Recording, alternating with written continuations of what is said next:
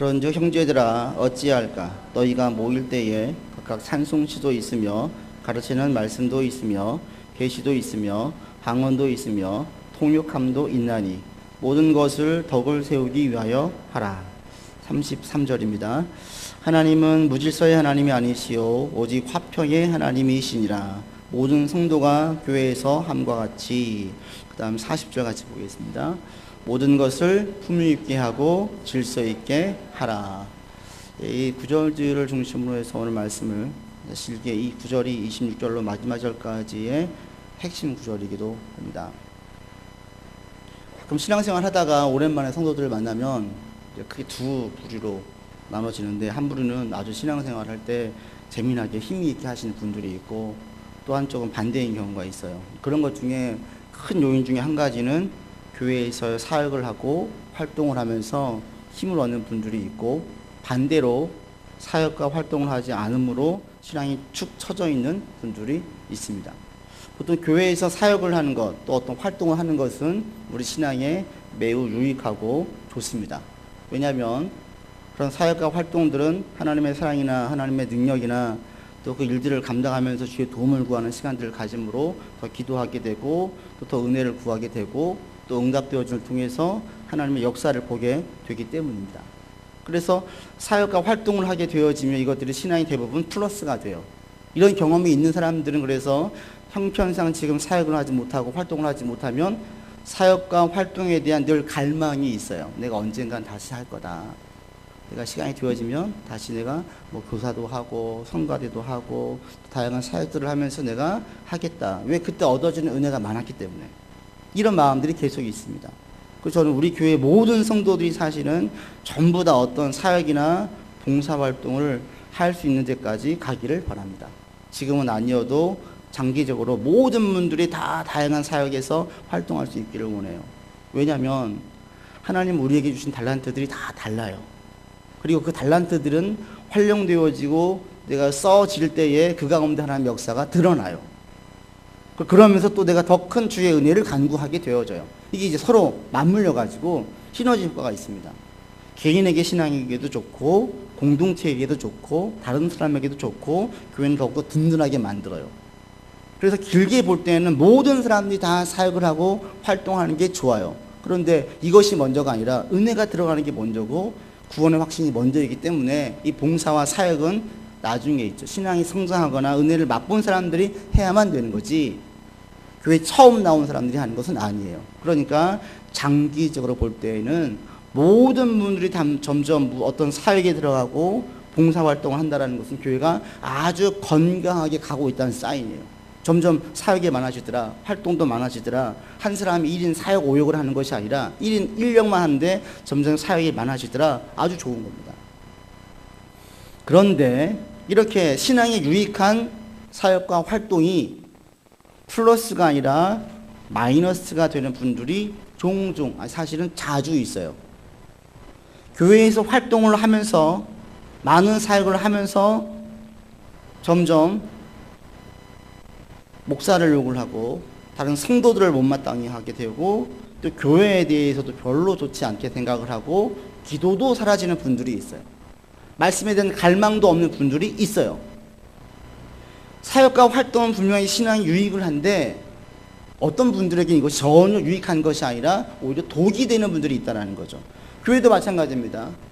보편적으로 사역이 많다, 활동이 많다, 이것은 교회 가운데 은혜가 넘치기 때문에 나타난 사인들이에요. 현상들이에요. 하나님의 은혜가 넘치면 사람들이 무엇인가를 하고 싶어져요. 섬기고 싶어져요. 받으려고 하는 게 아니라. 그럼 사역이 자연스럽게 많아질 수밖에 없겠죠.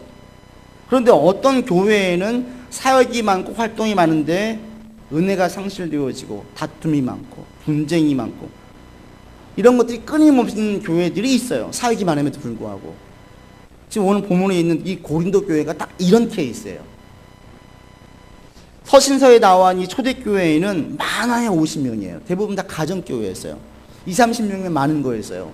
그리고 맥시멈 많아야 주석가들이 말할 때 50명을 넘지 않았을 것이다. 그런데 오늘 본문에 26절에 보시면 이 고린도 예배 가운데 뭐가 있었어요? 찬송시가 있었어요. 이 당시에는 보통 시편을 찬양으로 불러서 같이 공통적으로 부르는, 예배 때 부르는 찬양이 있었다라는 거예요. 찬송시가 있다는 것은 누가 먼저 불렀겠죠? 악기가 있었겠습니까? 누가 먼저 부른 거예요. 또 누군가가 알려주는 거예요. 우리로 말하면 찬양 인도자가 있는 거죠. 또 가르치는 말씀도 있었어요. 계시가 있어서 은사들이 있었어요. 교회 가운데 예배를 드릴 때에 지금처럼 질서와 체계가 딱 잡혀진 예배는 아니었지만 거기에 다양한 사역들과 활동들이 있었다는 거고 또 다양한 은사들이 있으므로 교회 가운데 예배 드릴 때 아주 은혜가 풍성한 시간들을 가졌다는 거예요. 그런데 어찌 된 것인지 은사도 많고 사역들도 있는 이 교회에 분쟁이 생기고 다툼이 생기고 누가 크냐는 일종의 서열 싸움이 생기는 거예요. 그러니까 지금 바울이 고린도를 전서를 쓴 거죠. 이 교회 가운데에 활동도 많았고 은사들도 많았음에도 이 교회는 아주 큰 문제들이 계속 생겼어요. 아주 안 좋은 예죠. 왜 그럴까? 바울이 그 답을 26절에서 제시하면서 그 원인을 우리가 찾아볼 수 있습니다. 26절을 다시 한번 읽어보죠. 그런즉 형제들아 어찌할까? 너희가 모일 때에 각각 찬송시도 있으며 가르치는 말씀도 있으며 계시도 있으며 방언도 있으며 통역함도 있나니 모든 것을 덕을 세우기 위하여 하라.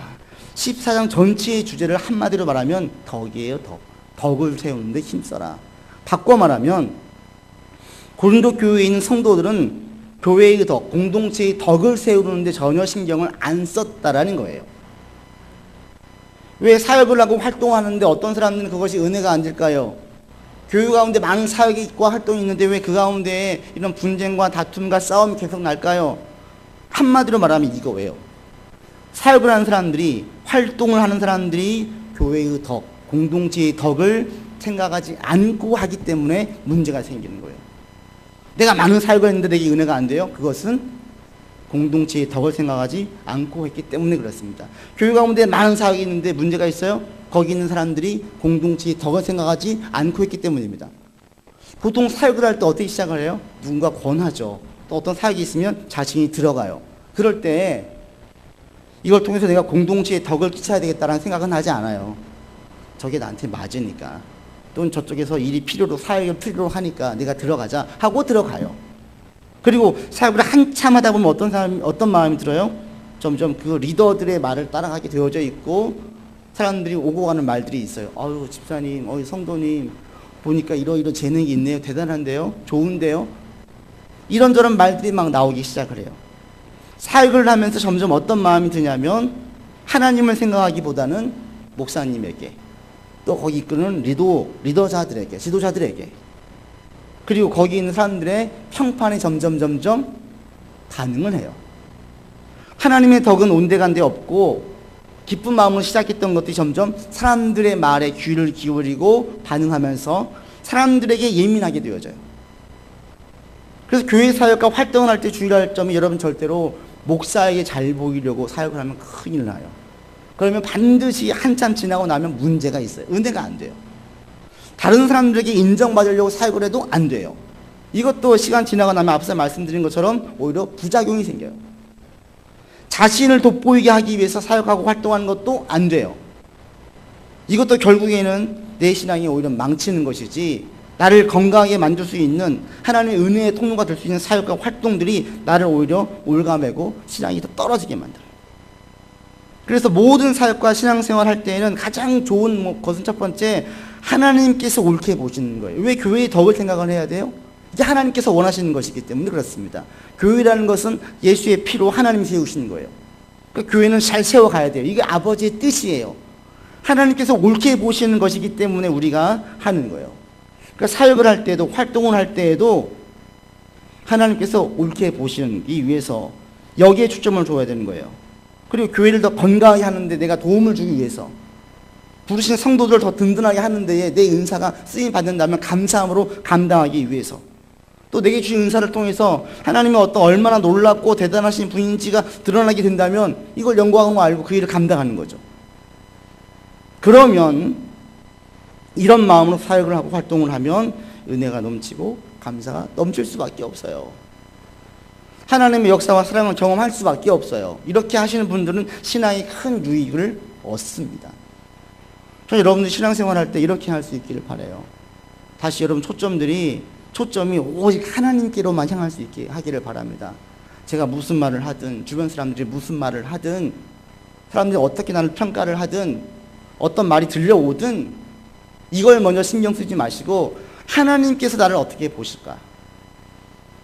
하나님께서 지금 목사인 나를 옳게 보실까, 옳지 않게 보실까? 여러분의 평판이 되게 중요한 게 아니라, 하나님께서 보실 때에 너는 지금 사건 목사를 가고 있다. 너는 지금 충직한 목사를 가고 있다. 라고 말씀하실까? 내가 교회 직분자인데 나를 부르실 때 하나님께서 어떻게 보고 계실까? 다른 사람들 볼 때, 이 집사님 참 믿음이 좋으세요. 신실하세요. 교회 큰 힘이 되어져요. 이런 거 다 걷어내시고 하나님께서 보실 때 어떻게 보실까 이거예요. 내가 성도로 교회에 왔다면 하나님께서 지금 나를 어떻게 보실까? 보시니까 은혜 가운데 있네요. 사람들의 말은 중요하지 않아요. 여러분의 초점이 우린 늘 사람들을 만나고 사람들과 대화를 나누고 활동을 하다 보니까 사람들에게 쏠리기 쉬운데 가장 첫 번째로 하나님께서 지금 나의 신앙과 나의 마음을 어떻게 보실지를 자꾸 여러분 스스로에게 물으시기를 바랍니다. 이게 건강한 신앙으로 나아가는 가장 좋은 길이에요. 그리고 이 마음을 견지하면서 여러분들이 신앙생활을 해야 활동과 사역들이 되게 풍성한 은혜와 믿음을 더욱더 단단하게 만듭니다. 그래서 우리 교회에 저는 많은 사역들이 있기를 원하고 사역을 감당하는 모든 분들이 자기 은사를 뽐내기 위해서가 아니라 다 하나님의 덕을 위해서 공동체를 든든하게 하기 위해서 거기 있는 사람들에게 무엇인가 힘을 주기 위해서 아버지의 영광을 드러내기 위해서 하는 사역들과 활동들이 많아지기를 바랍니다. 우리 교회는 자연스럽게 더욱더 든든하고 건강하게 갈 수밖에 없습니다. 바울이 하나님을 의식하지 말고 공동체의 덕을 신경 쓰라라고 말한 이유는 큰 이유가 있어요. 그리고 우리는 신앙생활 할 때에 여러분들이 교회에서 만나고 사람들과 만나고 사역하고 활동할 때에 반드시 이 부분을 힘써야만 해요. 공동체의 덕. 나를 보는 것이 아니라 공동체를 바라보는 것. 이게 왜 중요하냐면 우리가 대단히 이기적이고 자기 중심적인 사람이기 때문에 그래요. 우리는 대단히 이기적이에요. 대단히 자기 중심적이에요. 상황에 대해서, 일에 대해서 모든 것들을 내 중심적으로 생각하고 해석해서 말하지 객관적으로 보지를 않아요. 지난 수요 예배 때 제가 잠깐 얘기했었는데 어느 날 결혼을 앞둔 청년이 저한테 찾아와가지고 목사님 때문에 제가 과거에 상처받았었어요 라고 얘기를 하는 거예요. 무슨 얘기냐, 중고등학교 때 자기가 교회 처음 왔는데 제가 그때 중고등 담당 전사였는데 자기가 교회 처음 나왔는데 목사님이 반갑게 맞아주질 않았대요. 다른 친구들은 막 웃어주고 반가워했는데 자기는 반가워하지 않더래요. 그게 상처가 돼가지고 자기가 마음을 단단히 먹었대요. 야, 대학교 가가지고 대학교에서 나는 거기서 활동을 하겠다. 그리고 고등학교 때는 얌전히 있다가 대학교 가가지고 얘가 대학을 합격한 다음에 대단히 열심히 활동을 했어요. 제가 또 근데 대학부 청년부 담당 목사가 됐어요. 같이 막 지냈어요. 그때는 몰랐어요. 한참 지난 다음에 이 속 얘기를 턱 하는 거예요. 그때 목사님 제가 상처를 받았는데 제가 오기를 먹고 오히려 대학교 가서 신앙생활을 열심히 했어요. 이게 지금 저에게 고맙다는 얘기인지 아니면 저에게 원망한 얘기인지 아리송하긴 했는데 또 감사했어요. 자기가 힘들었던 것들을 가지고 있지 않고 속마음을 털어넣었다는 얘기는 지금 저한테 나쁜 감정이 없다는 얘기니까 감사하면서도 한편으로 그 얘기를 듣고 한동안 계속 그 말들이 제 머릿속에서 떠나질 않았어요. 왜냐하면 항상 저를 볼 때 웃는 친구였고 저도 그 친구를 볼 때 웃었어요. 저는 그 친구한테 상처를 줬다라는 생각을 한 번도 해본 적이 없어요. 그런데 그 친구는 저한테 큰 상처를 받았다라는 거예요. 한번 저를 돌아보는 시간을 가졌어요. 내가 상처 준 사람들이 몇 명이나 있을까? 손 꼽혀지는 사람들이 있어요. 그런데 그럼 나는 이 사람들에게만 상처를 줬을까? 어떻게 보세요? 제가 그 사람들에게만 상처를 줬을 것 같으세요? 아니더라는 거예요. 전혀 예상하지 못했던 툭한 청년이 나 때문에 상처받았던 이야기를 들었을 때에 어쩌면 이 청년뿐 아니라 사실 어쩌면이 아니죠. 확실하죠. 생각하긴 싫지만 내가 상처 주었다라고 생각했던 사람들보다 훨씬 더 많은 사람들이 나는 상처를 주면서 살았구나 라는 생각을 하게 된 거예요. 그런데도 저는 기도할 때 대부분의 기도는 하나님 제가 누군가에 상처를 줬어요 라고 기도하지 않고 저는 누군가한테 상처를 받았어요. 누가 저를 힘들게 해요. 지금 어떤 상황 때문에 힘들어요. 힘들게 했던 그 사람이 원망스러워요. 이런 기도를 했어요. 그러면서 그 사람을 용서하고 용납했던 저 자신을 대견하게 여기고 제가 잘 가고 있다라고 생각을 했어요. 근데 이게 얼마나 이기적이고 자기중심적이에요? 근데 저만 그래요? 여러분들은 안 그래요?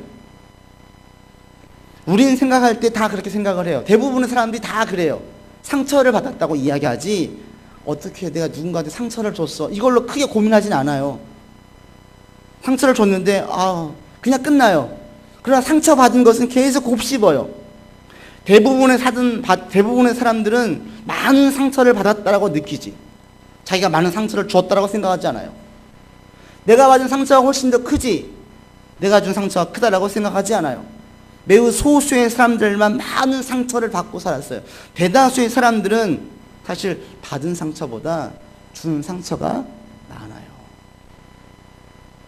근데 우리는 이걸 몰라요. 이런 걸 생각하면 아파요.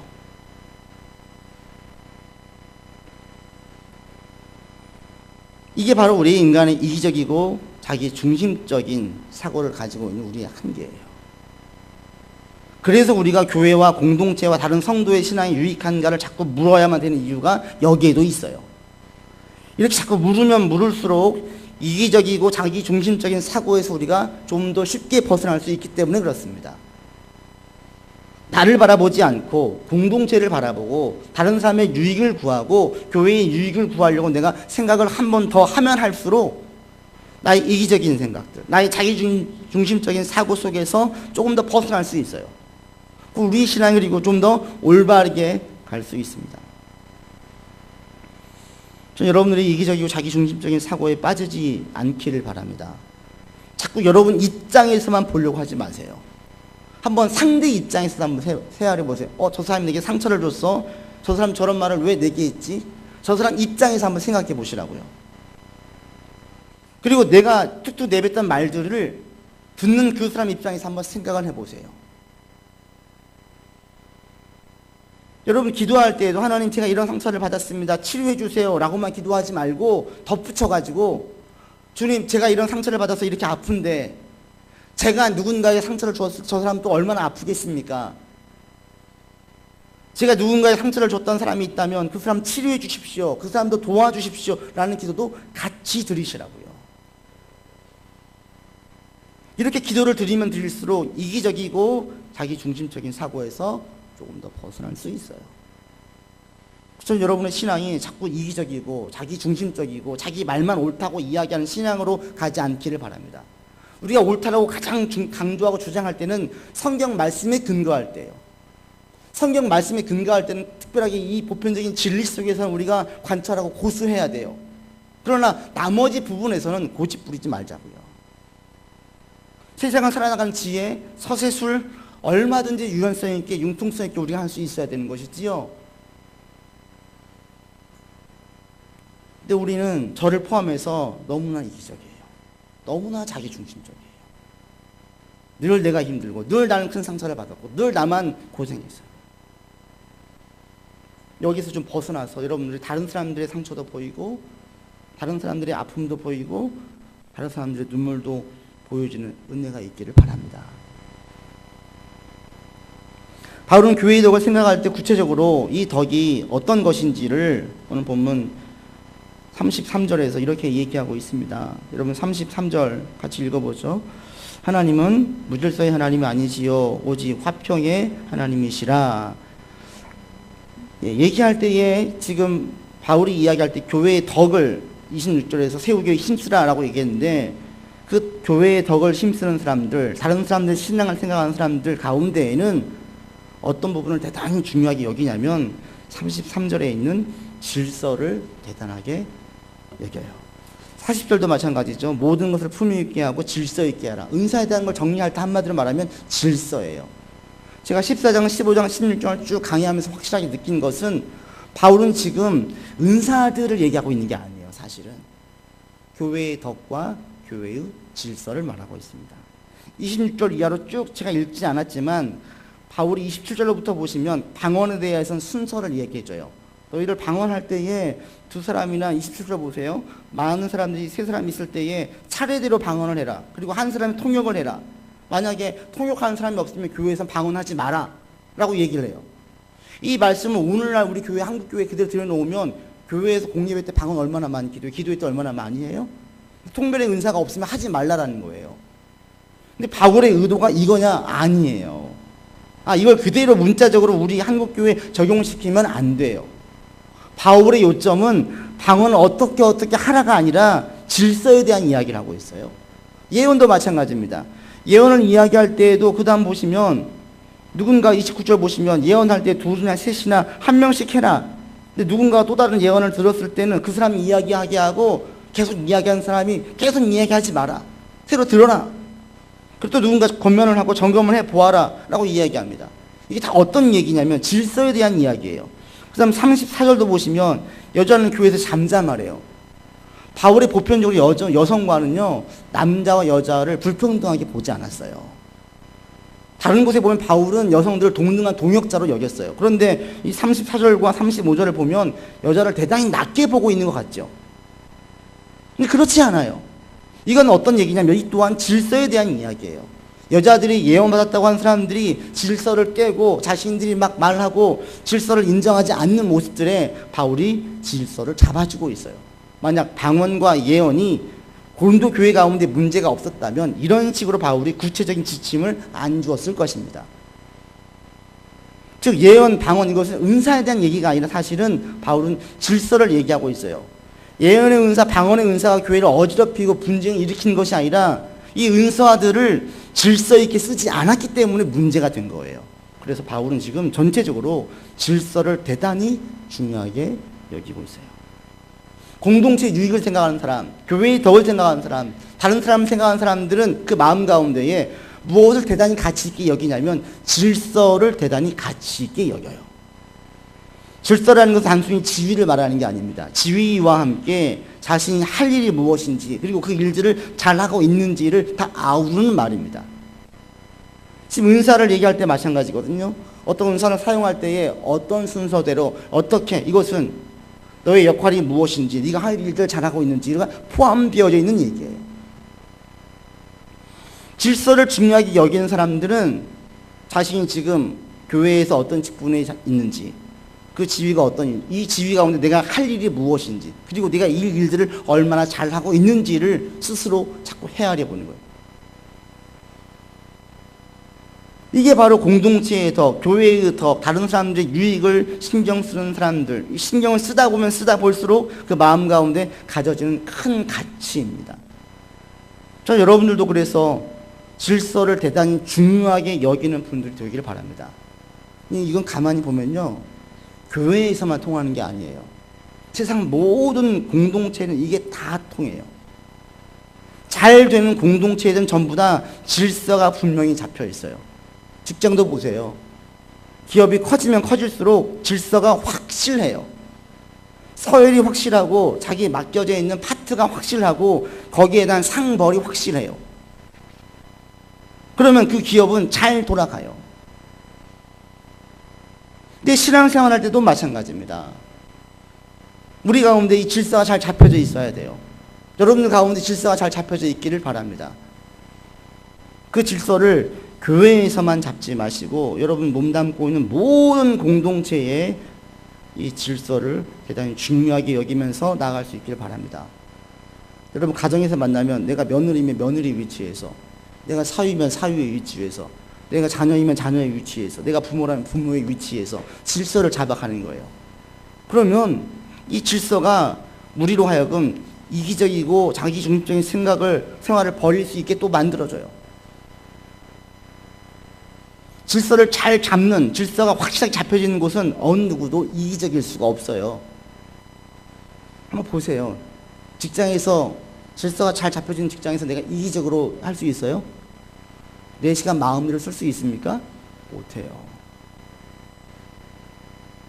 그래서 여러분 가운데에 질서를 가장 중요하게 큰 가치로 여기면서 어디에 있든지 간에 그곳에서 나의 지위가 무엇이고 나의 할 일이 무엇이고 난 그 일을 얼마나 잘하고 있는지를 여러분이 몸담고 있는 공동체에서 자꾸 헤아려 보시길 바랍니다. 그리고 또 이렇게 질서를 중요하게 여길 때에 바울이 33절에 보시면 하나님의 질서의 속성을 이야기하시면서 그것을 무엇으로 이야기하냐면 하나님의 평화의 하나님이라는 걸 얘기를 해요. 질서가 잡혀져 있는 사람들은 그 삶의 질서가 잘 잡혀지면 잡혀질수록 점점 그 삶에 평화가 와요. 삶이 안정적이 되어져요. 당연하지 않습니까? 가정의 질서, 가정의 평화는 아버지가 아버지 역할을 하고 어머니가 어머니 역할을 하고 자녀가 자녀 역할을 할 때에 질서가 잡혀요. 직장도 마찬가지고 모든 공동체가 다 마찬가지. 이런 질서가 잡히면 그 가운데 안정과 평화가 와요. 여러분 누군가 지금 관계가 어려워요? 문제가 있어요? 그걸 생각할 때 한번 질서의 차원에서 관점에서 한번 그 문제를 살펴보시길 바랍니다. 내가 누군가 문제가 있어요. 그럴 때 출발할 것을 한번 질서의 관점에서 보세요. 그 사람과 관계 속에서 나는 그 사람과 어떤 관계에 있어요? 그 사람이 나의 상사예요? 아니면 내가 그 사람 상사예요? 이 지위가 있죠. 그 가운데 내가 할 일들 잘 했어요? 나의 혹시 이런 것들을 따져봤을 때에 나의 자리와 역할과 책임을 살펴봤을 때 여기서 출발을 해보면 이게 나의 잘못인지 상대의 잘못인지를 우리가 분별할 수 있어요. 질서가 깨졌어요. 근데 그 질서가 나의 무질서한 언행으로 시작된 것이라면 내가 고쳐야 돼요. 근데 만약에 깨진 그 관계가 상대의 무질서한 언행으로 시작된 것이라면 나를 지켜야 돼요. 여기 분별하세요, 여러분들이. 내가 질서를 깨서 생긴 문제인지 상대가 질서를 깨고 들어와서 생겨진 문제인지에 따라서 우리의 대응이 달라야 되는 거예요. 여러분 가운데 질서를 중요하게 여기고 나가면 나갈수록 여러분 몸담고 있는 공동체는 점점 안정적이고 평화가 올 수밖에 없어요. 그리고 질서는 첫 번째 여러분 개인의 삶에도 분명하게 적용하시길 바랍니다. 우리 그리스도인으로서의 우리의 질서, 우리가 계속 찬양할 때 뭐라고? 하나님을 아버지라고 했어요. 예수님의 구주로 이야기했어요. 그리스도인의 정체성, 우리 질서의 출발은 하나님이 나의 아버지예요. 예수님은 나의 주인이에요. 이게 우리 질서, 이 그리스도인의 정체성이에요. 이 질서가 깨지면 안 돼요. 하나님의 아버지라는 게 어떤 의미를 담고 있습니까? 하나님의 말씀을 내가 받들어 따른다는 의미가 담겨져 있어요. 모든 자녀들은 부모의 말을 하찮게 여기지 않아요. 부모의 말을 하찮게 여기면 그 가정은 깨지는 가정이에요. 질서가 깨지는 가정이에요. 하나님이 나의 아버지라면 여러분 가운데에는 하나님께서 무엇을 가치 있게 여기고 무엇을 중요하게 여기는지를 여러분들이 알고 자꾸 마음에 담아야 돼요. 만약에 제 아들이 저를 볼 때 우리 아버지는 공부 잘하는 것만 좋아해, 좋은 대학 가는 것만 좋아해, 이게 있으면 그게 그 아버지의 가치가 아들에게 전달되는 거죠. 근데 우리 아빠는 공부 못해도 괜찮대. 속사람이 건강해지는 것이 좋대. 근데 세상에서 풍성하게 살려면 책을 좀 많이 읽었으면 좋겠대. 이것을 알면 이 아버지의 뜻을 그냥 따라가는 거예요. 여러분 하나님에 대한 신앙도 마찬가지입니다. 세상에서 어떻게 이야기하는지가 중요한 게 아니라 많은 사람들이 어떤 가치를 중요하게 여기고 따라가는지가 중요한 게 아니라 하나님께서 정말 가치 있게 여기시는 게 뭐냐? 하나님이 정말 중요하게 여기시는 게 뭐지? 세상 사람들이 다 돈 하고 다 외모를 이야기하는데 하나님도 돈 하시고 외모를 중요하게 여기시나? 그 여러분은 그리스도인이기 때문에 하나님 말씀을 담아서 하나님이 가장 가치 있게 여기는 것들을 따라가는 거예요. 이게 첫 번째예요, 첫 번째. 신앙생활 할수록 말씀을 담지 못하는 사람들, 이게 이제 안타까운 거죠. 여러분 가운데에 자꾸 하나님 말씀을 더 담아갈 수 있기를 바랍니다. 자꾸 채우세요. 우린 비우는 게 아니에요. 말씀을 채우는 거예요. 이런 삶을 살 때에 우리의 신앙이 바르게 설 수 있고 옳게 갈 수 있고 이것이 우리 개인 질서를 잡아주면서 우리 신앙 더욱더 좋아지게 됩니다. 그리고 우리의 삶은 더 윤택해지게 됩니다. 여러분들에게 더 강하게 얘기할 수 있는 이유예요. 하나님을 아버지로 모시고 말씀 따르십시오. 예수를 구주로 영접하셔서 여러분 영광 구하려고 하지 마시고 예수님의 영광이 드러나기 위해서 힘쓰면서 하십시오. 그러면 하나님께서 자연스럽게 여러분의 삶의 형편들이 더 나아지게 하고 크고 작은 많은 문제들이 하나씩 하나씩 해결되는 것을 경험하게 됩니다. 믿으십니까? 저는 확실해요. 그 문제를 해결하려고 애를 쓰지 않아도 하나님이 아버지 되시고 말씀을 내가 받아들이고 예수를 구주로 영접하면서 예수님을 위해서 내가 살아가면 우리 삶에 있는 많은 문제들이 마치 아침 되면 안개가 사라지듯이 어느 순간에 우리 삶에 꼈던 많은 먹구름과 안개들이 한 개씩 한 개씩 거쳐져요. 이런 은혜의 경험들 좀 여러분들이 많이 했으면 좋겠습니다. 아멘입니까? 말씀을 읽습니다. 여러분 신앙생활 할 때 나를 돋보이려고 다른 사람들에게 인정받으려고 목사에게 잘 보이려고 하지 마세요. 오직 하나님께만 잘 보이고 하나님께서 옳게 보시는 것만 힘쓰는 여러분 되기를 원합니다. 그러기 위해서 공동체를 중요하게 여기고 다른 사람의 신앙의 유익을 한 번 더 생각하는 여러분들 되시기 바랍니다. 또나 질서를 중시 여기는 사람이 되기를 바랍니다. 질서를 중시 여길 때 이기적이고 자기 중심적인 사고에서 벗어날 수 있고요. 평화와 안정을 맛보는 삶이 되어집니다. 이런 은혜가 여러분들 가운데 가득하기를 주의 이름으로 권면합니다. 기도합시다. 모든 것을 덕을 위해서, 덕을 세우기 위해서 힘쓰라 바울이 말하였습니다. 이 내면에 어떤 의미가 있는지를 우리가 함께 나누었습니다. 하나님, 우리가 힘써서 하나님의 덕을 위해 살게 도와주시고 질서에 힘쓰는 자가 되어서 우리 삶의 평안과 안정을 맛보며 살아갈 수 있도록 인도하여 주옵소서. 우리 구주 예수 그리스도 이름으로 기도드립니다. 아멘.